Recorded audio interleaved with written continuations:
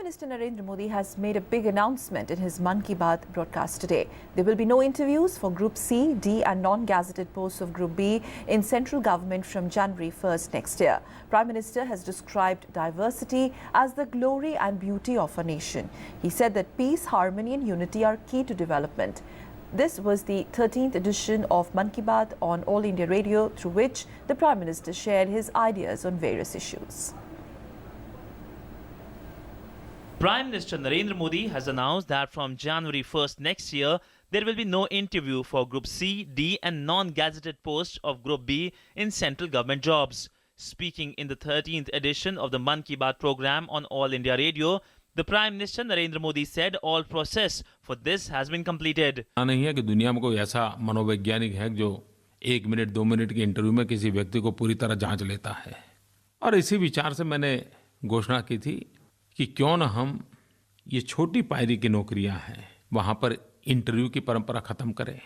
मेरे प्यारे युवा मित्रों, मैं आज गर्व से कहना चाहता हूं कि सरकार ने सारी प्रक्रियाएं पूर्ण कर ली और केंद्र सरकार के ग्रुप डी, ग्रुप सी और ग्रुप बी के नॉन गैजेटेड पदों में अब भर्ती के लिए साक्षात्कार नहीं होगा, इंटरव्यू नहीं होगा। 1 जनवरी 2016 ये लागू हो जाएगा। The Prime Minister said that India is characterized by diversity and this is our pride. Describing diversity as the glory and beauty of the nation, the Prime Minister said that peace, harmony and unity are key to development. Bharat विविधताओं से भरा हुआ है। अनेक पंथ, अनेक संप्रदाय, अनेक बोली, अनेक जाति, अनेक पहरवेश, कितनी विविधताओं से भरा हुआ अपना भारत देश। और ये विविधता ही तो है जिसके कारण हमारी शोभा है। ये विविधता न होती तो शायद जिस शोभा के लिए हम गर्व करते हैं वो नहीं कर पाते। और इसलिए विविधता ही एकता का मंत्र है। शांति, सद्भावना, एकता, यही तो विकास की जड़ी बूटी है। The Prime Minister said that he will inaugurate Baba Saheb Ambedkar Bhavan in London during his visit to England next month. He expressed the hope that Ambedkar Bhavan will be a sacred place for students visiting Britain for studies. Britain की मेरी यात्रा के लिए बहुत रोमांचित हूँ और उसका एक विशेष कारण है। लंदन में जहाँ डॉक्टर बाबा साहब आम्बेडकर रहते थे, वो घर अब भारत की संपत्ति बन गया है। 125 करोड़ देशवासियों का प्रेरणा स्थान बन गया है। उसको विधिवत रूप से उद्घाटन करने के लिए मैं जा रहा हूँ। भारत सरकार भी होनहार दलित युवतियों को प्रोत्साहन देती है। मुझे विश्वास है कि जब ब्रिटेन में भारत कैसे हमारे बालक पढ़ने जाएंगे तो बाबा साहब आम्बेडकर का स्थान उनके लिए तीर्थ क्षेत्र बन जाएगा, प्रेरणा भूमि बन जाएगा। Remembering Sardar Vallabhbhai Patel, the Prime Minister said that the Iron Man had made a remarkable contribution in uniting the nation. Bharat श्रेष्ठ भारत, सरदार वल्लभ भाई पटेल को याद करते ही पूरा भारत का मानचित्र सामने आता है। भारत की एकता के लिए इस महापुरुष ने बहुत बड़ा योगदान किया है। लौह पुरुष के रूप में अपने सामर्थ्य का परिचय दिलाया है। सरदार साहब को तो हम श्रद्धांजलि देंगे ही देंगे, लेकिन भारत को एक करने का उनका जो सपना था, भौगोलिक रूप से उन्होंने करके दिखाया। लेकिन एकता का मंत्र ये निरंतर हमारे चिंतन का, व्यवहार का, अभिव्यक्ति का माध्यम होना चाहिए।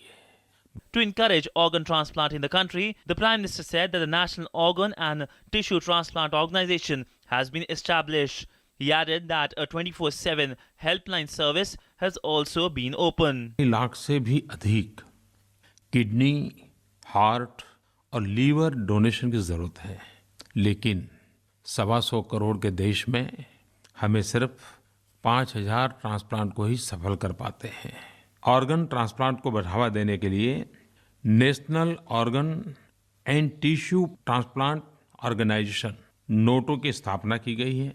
एक 24/7 हेल्पलाइन 1800-11-4770 ये भी सेवा उपलब्ध है। अंगदान महादान तेन तक्तेन भूंजी था, इस भाव को हम चरितार्थ करें और इस बात को हम अवश्य बल दें। The Prime Minister also noted that there are great similarities between India and Africa. He said that India-Africa Forum Summit, to be held in New Delhi from Monday, will further enhance ties between India and the African region. This will be the largest summit of African countries outside Africa. India Africa forum summit का आयोजन हो रहा है। भारत की धरती पर पहली बार इतने बड़े स्केल पर आयोजन हो रहा है। हमारे बीच बहुत साम्यताएं हैं। भारत की जीव सृष्टि, अफ्रीका की जीव सृष्टि बहुत प्रकार से मिलती जुलती है। प्राकृतिक संसाधनों में भी हमारी काफी निकटता है और उस दृष्टि से ये समिट बड़ा महत्वपूर्ण है। आमतौर पर जब समिट होती है तब भिन्न भिन्न देशों के मुखिया मिलते हैं।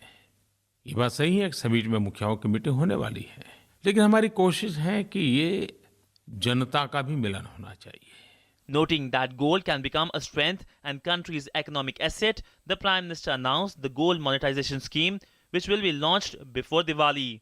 Indian gold coins of 5 grams and 10 grams with Ashok Chakra will be made available before Dhanteras.